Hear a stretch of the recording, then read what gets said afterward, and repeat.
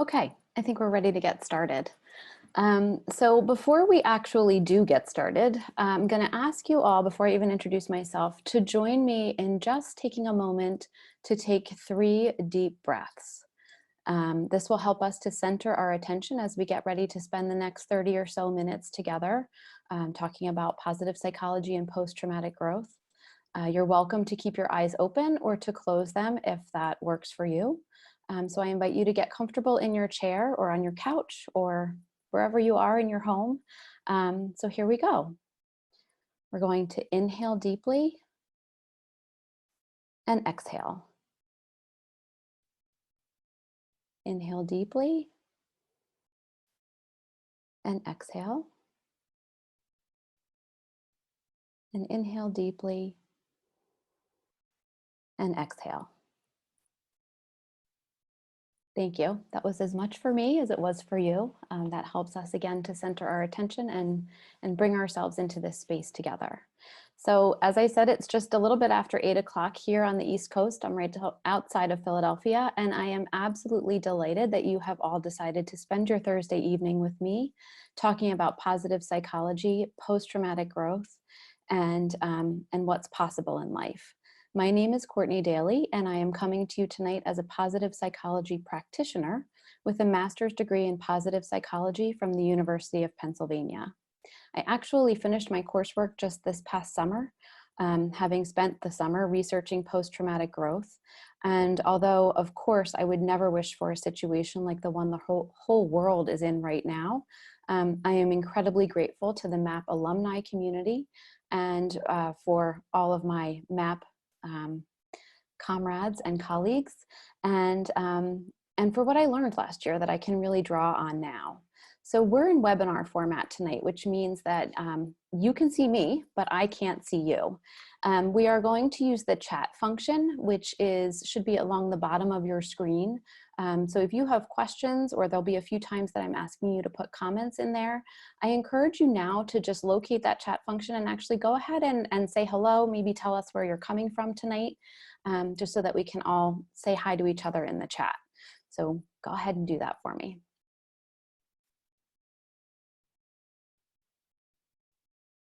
Hi, Anna. Hi, Sarah. Hi, Larissa. Oh, I love seeing this. Thanks, everyone. Oh, we're all over the country. Oh, and Connor from Rosemont. Love it. Thank you all so much. I also want to highlight my wonderful friend Sarah, who is on as a panelist with me tonight to help me monitor the chat and see if there are any questions. So Sarah, you can actually unmute yourself and just say hi. Hi, everyone. So excited to be here and for Courtney's presentation. Thanks for joining us all. Thank you, Sarah. So before we move forward, I want to just highlight this picture that is on the screen right now. This is actually a real photo from Montana. It was taken by my incredible sister-in-law, Sloan, who lives out there and is constantly taking photographs of her scenery. I mean, this is just, I think, a drive to work. This, to me, when I saw this photo, was such a great visual representation of the idea of post-traumatic growth, looking at the stormy sky moving into blue skies. So it really helped me to think about it in a visual way. Also, I want to be clear here and tell you that I have done a fair amount of research, and we'll talk tonight about trauma and post-traumatic growth, but I'm not a mental health professional. So if you are struggling in any way or dealing with trauma or need someone to talk to, I am always happy to be a listening ear and to help you be connected with someone who can really help. So here we go. Okay, hopefully here we go. Hold on one second. Why is my screen? Hold on, guys. Sorry. Oh, there we go. Oh, and it went forward a whole bunch of slides. Awesome. Okay, there we go. So this is me with my husband and my 5 sons. I chose this photo to introduce myself, just to give you a little bit of background about myself and really post-traumatic growth in my own life.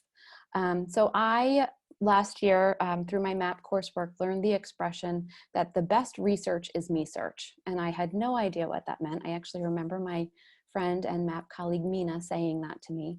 And I didn't know what that meant until we really began learning about the ideas of meaning and purpose in life. And I started to reflect on my own life. Just to give you a little bit of history and background, early in my childhood, my older brother and younger sister died from the same neurological seizure disorder. Later in my life, as the young mother of 2 boys, their father and I divorced, and that was not my choice. And then as a 37-year-old mother of 5 boys, I was diagnosed with breast cancer. So when I say it all like that, it really does sound like my life has been pretty hard, doesn't it? And that's true. There have been hard parts, but so have there been in most people's lives.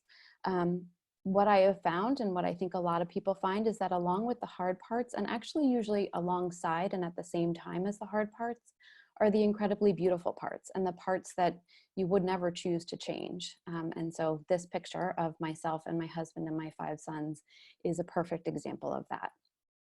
I wrote my capstone, or my thesis, on the possibility of post-traumatic growth, actually specifically to breast cancer. And I'm excited tonight to share some of what I learned, of course, applied to a different situation, really applied to any situation.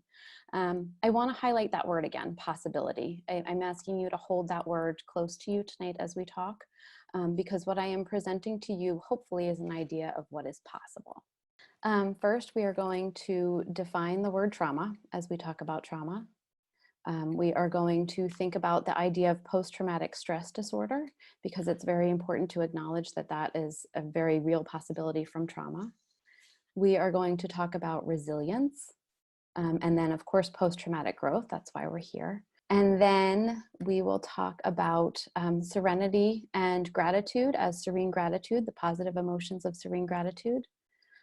We will look at some strategies for thriving, and then we will wrap it up by thinking about the fact that that trauma and, thanks Anna, trauma and the ideas of positive emotions are part of the same life. So before we get started, we're using the words post-traumatic growth. What does that mean, grow? I think that if you've been looking at social media or the news or anything right now, you've seen lots of these highlights and headlines and, learn a new language, write a book, go do something incredible while you're in quarantine and come out of this a changed person. I'm pretty sure that calculus was created in a quarantine. That's not what we're talking about. You are, of course, more than welcome to go and do all of those wonderful things, or to watch Netflix on the couch. What we're actually talking about tonight is a psychological growth that is rooted in really how we see ourselves and our lives. It's a process that can take a long time. And I also want to highlight the fact that this is a prescriptive idea. So I'm sorry, it's not a prescriptive idea. I'm not telling you that if you do this, then that will happen. Instead, we're describing and making suggestions for what is possible.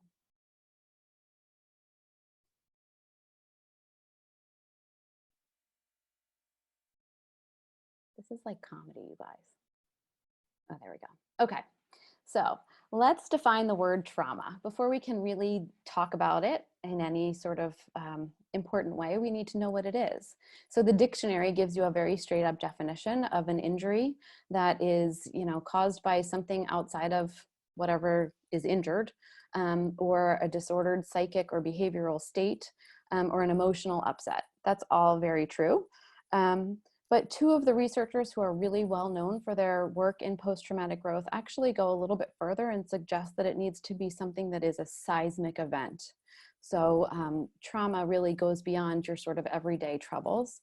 And seismic gets to the fact that it is something that shakes an individual deeply, causing them to really question their beliefs. I would add to that it's clearly overwhelming and hard to handle, but it's also subjective. So what I consider traumatic, you may or may not consider traumatic. You may have heard it said that right now during the COVID-19 pandemic, we are all in the same storm, but we're not all in the same boat. I think that's true for a lot of reasons. I mean, obvious reasons such as, financial stability and ability to work from home and ability to work, health. All of those things play into that, but also it's true from a psychological perspective. So people are going to have very different reactions to this pandemic. For some people, it will be a trauma, even if they're physically healthy. And for others, even if they become sick, it's not a trauma. So it's very subjective, and personal interpretation is really important there. So before we dig into resilience and the possibility for growth through trauma, I want to take a minute to review PTSD. PTSD is something that you've probably all heard of. It's a really typically assumed reaction to a trauma. You know, whenever someone's upset after something, people will sort of toss around this phrase. Interestingly, it was not an official diagnosis until 1980, following the Vietnam War, when soldiers began coming home really suffering as a result of this trauma. You know, with things like recurrent and intrusive thoughts, suffering from hyperarousal, so really having a hard time sleeping and coming down from that, and really removing themselves from the outside world. Obviously, it's not just a wartime thing, but people who have struggled with other traumas can absolutely suffer from PTSD. And it is not in any way connected to weakness, although early on people thought that, you know, if you couldn't handle the rigor of war, you must be weak. That is not true. So that is not what post-traumatic growth is. It is not, post-traumatic stress. It is not related to weakness. Okay, so let's talk quickly about resilience, because we want to get to post-traumatic growth.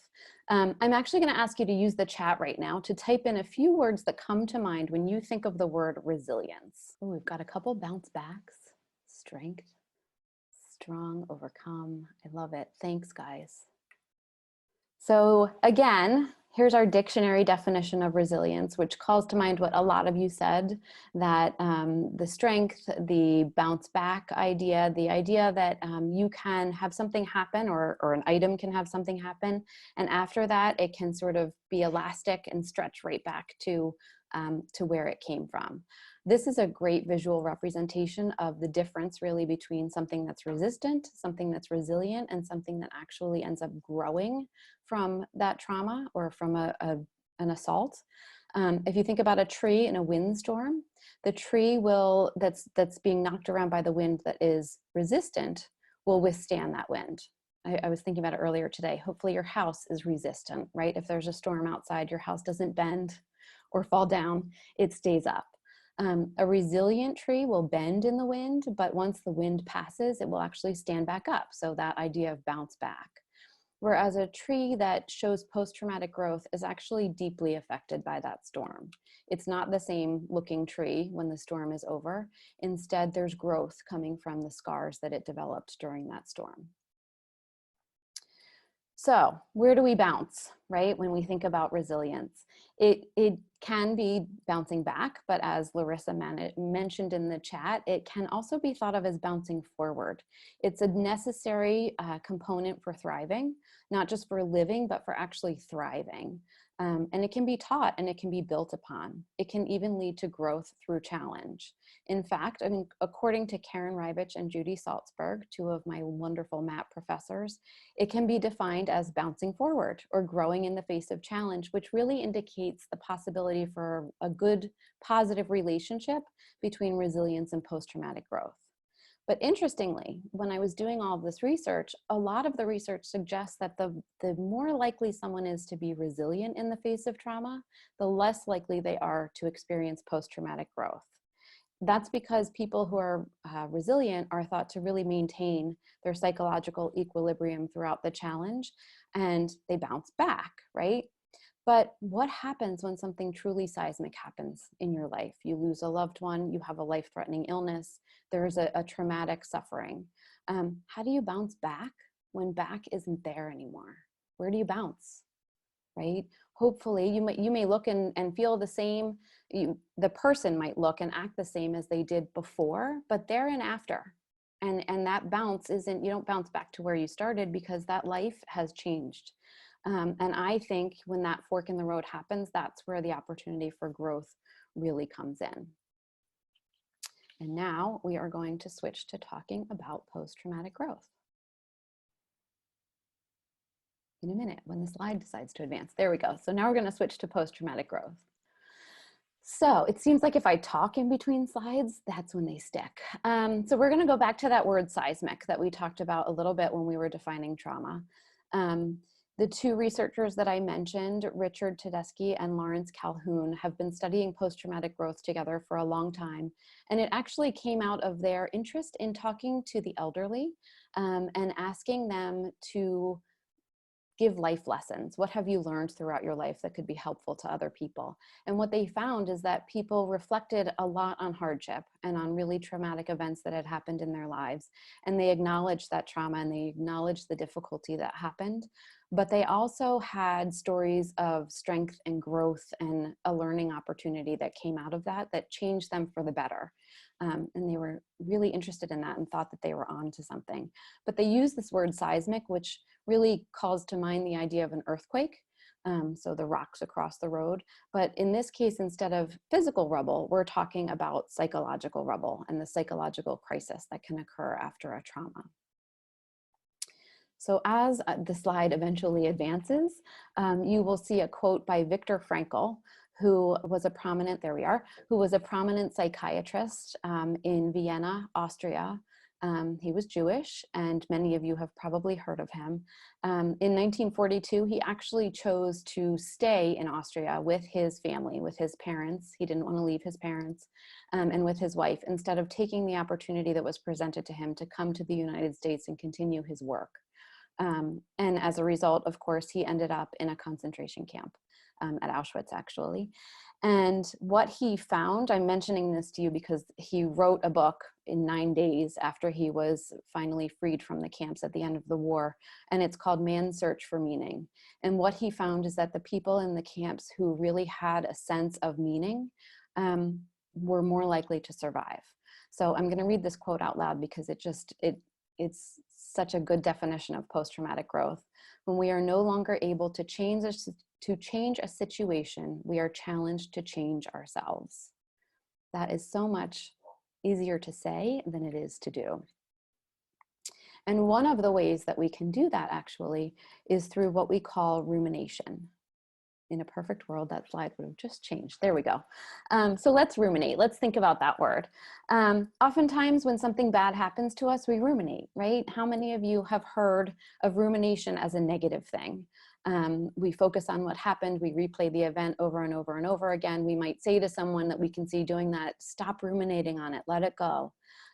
That's true. It can be very unhelpful to ruminate, but it can also be a really good thing when it's what we call deliberate rumination. That is an active process. So instead of just chewing on what happened and focusing on the bad parts, the active process of deliberate rumination involves thinking about that event, that trauma, and how it challenges our beliefs and assumptions about our own lives. And it's that examination of who we are and what our core beliefs are, and really wrestling with what happened that leads to the growth. It's the struggle, not the actual trauma, that leads to the growth. And I think that that's a really important distinction, that trauma does not in itself lead to growth, but the struggle does. So again, Drs. Tedeschi and Calhoun, through their work with the people who have suffered great loss in their lives, they found these 5 specific areas and created this post-traumatic growth inventory as a framework to really assess the various areas of growth that people could have after trauma. It's easy to look at this, right? To read these 5 things: improved or closer relationships with others, increased appreciation for life, seeing new possibilities in life, increased feeling of one's own personal strength, and a deepened sense of spirituality, and really confuse that with looking on the bright side or trying to minimize the effects of trauma. That is not what this is.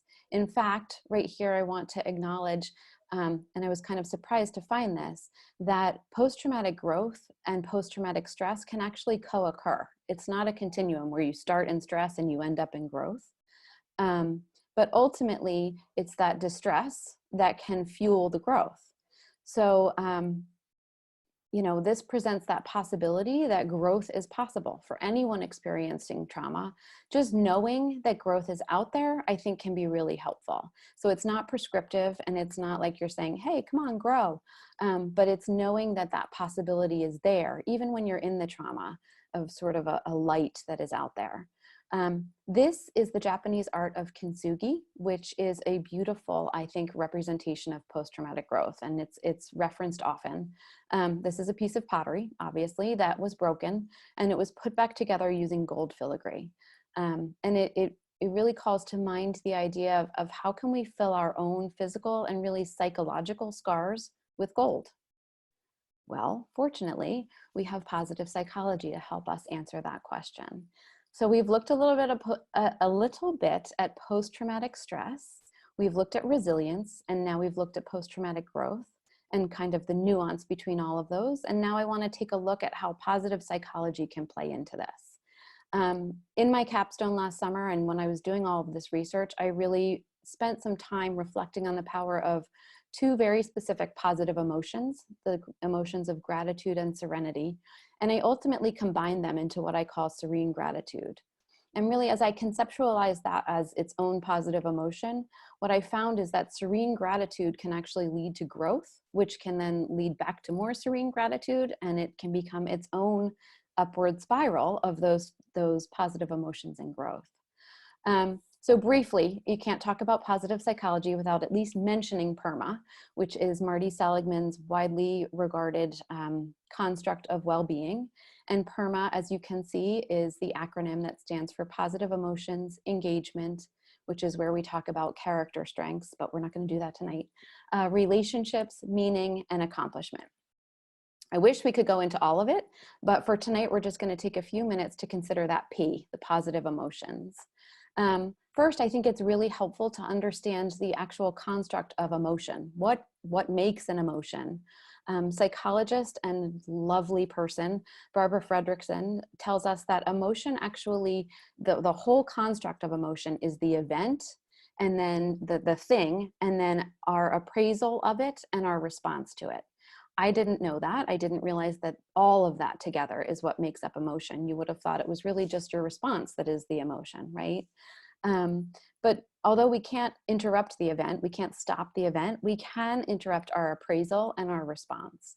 And now we know that there are these defined positive emotions of joy, gratitude, serenity, interest, hope, pride, amusement, inspiration, and love. And awe, sorry. And much like our earlier conversation about post-traumatic stress and post-traumatic growth, it's important to note that both of these are both positive and negative emotions are really necessary in life. We're not trying to be Pollyannas. We're not trying to ignore what's hard and painful. You can't do that and have a genuine and authentic life. But it's also important to remember that negative things scream at us. They demand our attention. We were built that way. That's how we've always been able to survive. But that means that when the positivity is whispering at us, it's easy to overlook it and to miss it. So we need to find ways to look for those positive things and build those positive emotions so that we can be reminded of their presence. So we will then turn to looking specifically at the emotions of serenity and gratitude and how they can come together to help us. I want to say here, as I'm talking about, post-traumatic stress and post-traumatic growth and positive psychology and positive emotions, I completely and fully recognize the need for context. So I'm doing a general webinar tonight, but understanding personal nuance and circumstance is so important. I somewhat jokingly said to one of my mentors last summer, if you were to tell, and this was specific to breast cancer, if you were to tell someone struggling with breast cancer or with any other trauma, hey, you should just be grateful and you'll feel better, I would not blame them if they punched me in the face, right? So again, this isn't a prescription for growth. This is just an idea of what is possible. And I do believe, much like the whole positive psychology world, that there is real possibility here and that positive emotions really can boost that for us. So here you see serenity and gratitude. Serenity is defined as a really low key, a sort of gentle positive emotion that doesn't require effort and involves savoring, taking a moment to savor. So can you guys do me a favor and type in the chat a moment that you can think of recently where you felt that emotion of serenity? And I'm going to take a drink while you do.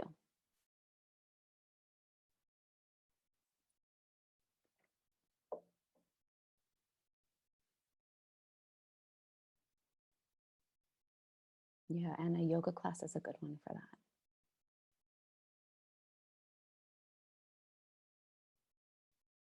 Love it. Thanks, you guys. So many moments of serenity.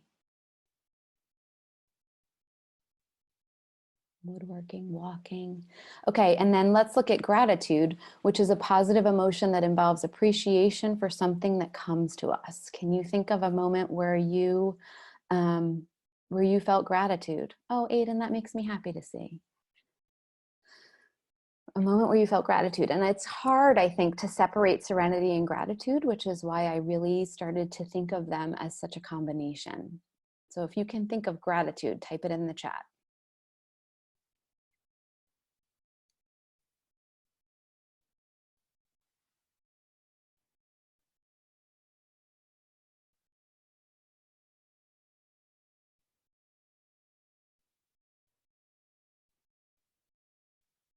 Love it. Graduation for sure, Sarah. And the Eagles winning the Super Bowl for sure. Even I was grateful for that. Today's weather on the East Coast was gorgeous. Aiden calling his Nana, talking with a friend. Thanks, you guys. And I hope it feels good to see each other's serenity and gratitude too. So we'll move on to serene gratitude, or my sort of conceptualization of that. So although, of course, Barbara Fredrickson and her team have identified these two as distinct emotions, I think they're intricately connected. And to me, that would mean taking time to actually stop and savor that moment. So when you think about what you put in the chat that you're grateful for, it means really stopping in that moment to be present there with it and to be aware of what's happening that's good in your life.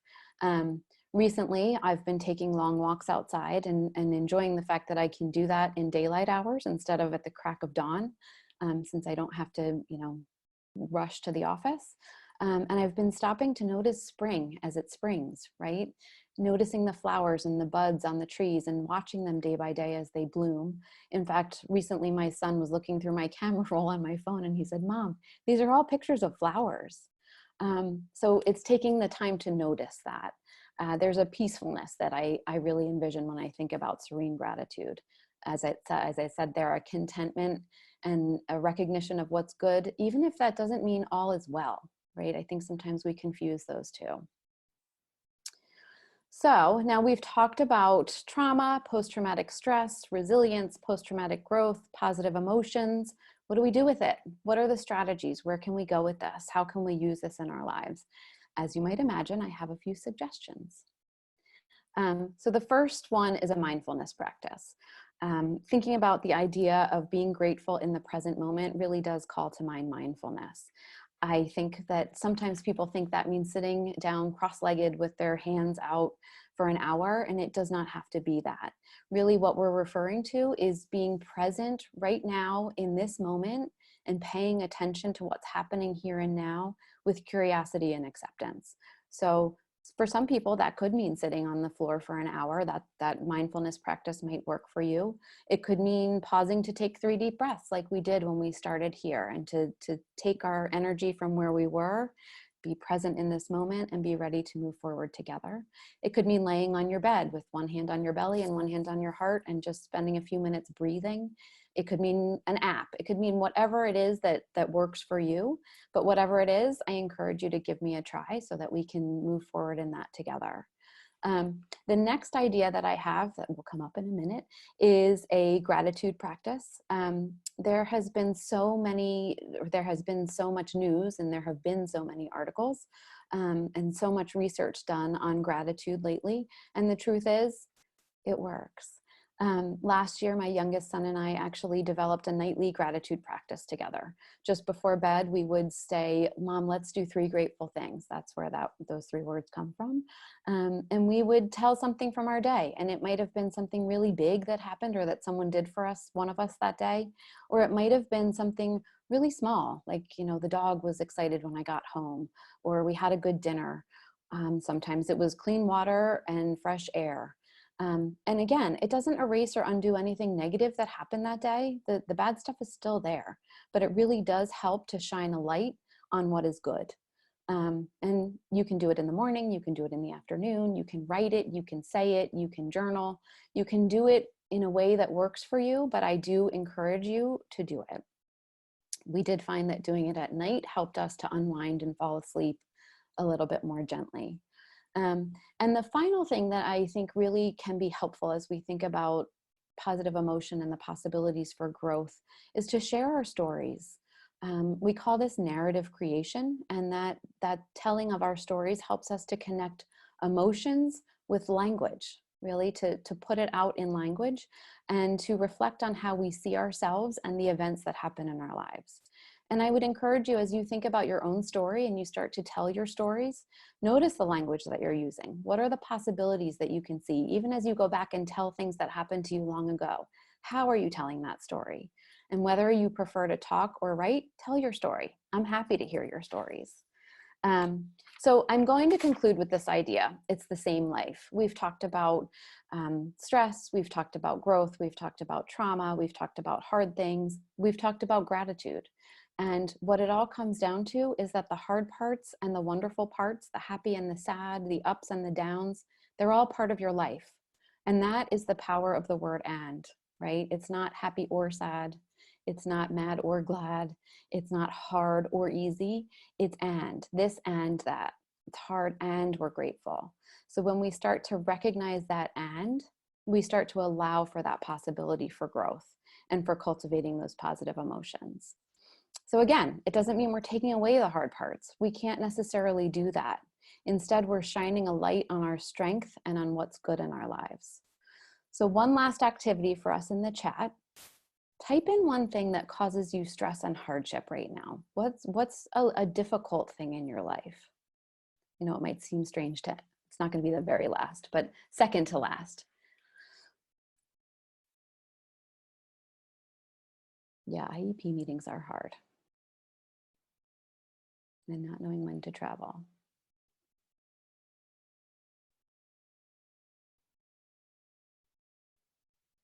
Yeah, so there's a lot that's hard right now, right? And it's, I'm not going to say that I can take away any of that. Kate, I see you.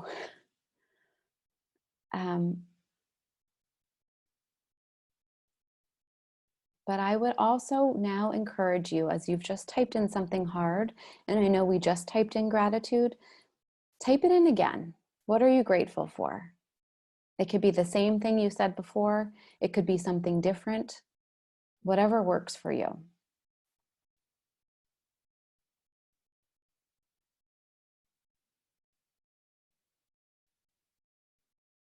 Caitlin, I love that.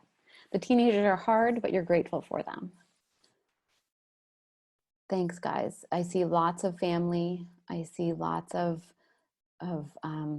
being outside, of being able to work. I think what we just did there is we made a little gratitude sandwich, not to be a little silly, but really, you know, it's the idea that, again, that positivity whispers. And so we have to try a little bit harder to notice it. So putting something in the chat twice that we're grateful for and one hard thing helps us to remember that we really do need to shine that light on gratitude and on what is going well in our life. So I'm going to leave you. Well, I'm not going to actually leave you, but I'm going to end with a quote.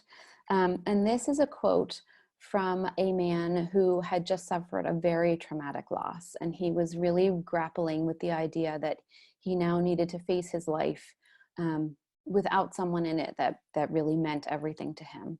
And this is what he said. He said, "This is my moment to sing the aria.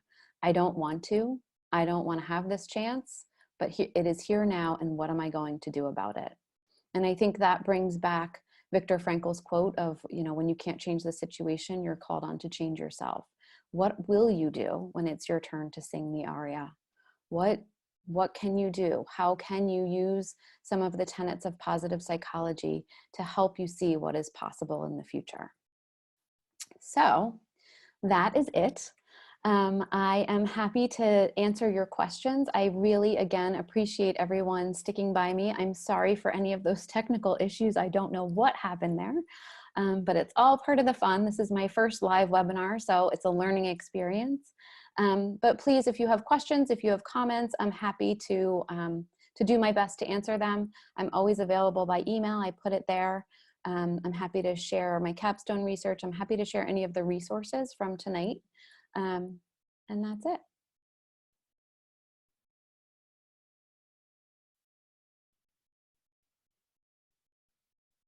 And thanks for all the nice comments, everyone. Oh, what am I grateful for? Thanks, Anna. I am grateful for so many things. I am grateful for a wonderful family that has kept 2 dogs quiet and are all crowded into one room so that they could watch this webinar together without taking up too much Wi-Fi, which was really sweet of them. And my husband for ordering dinner so I didn't have to think about it.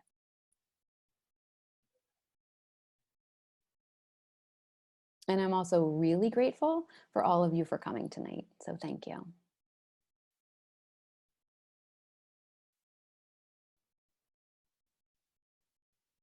Thanks, guys. I want to save this chat. This is lovely.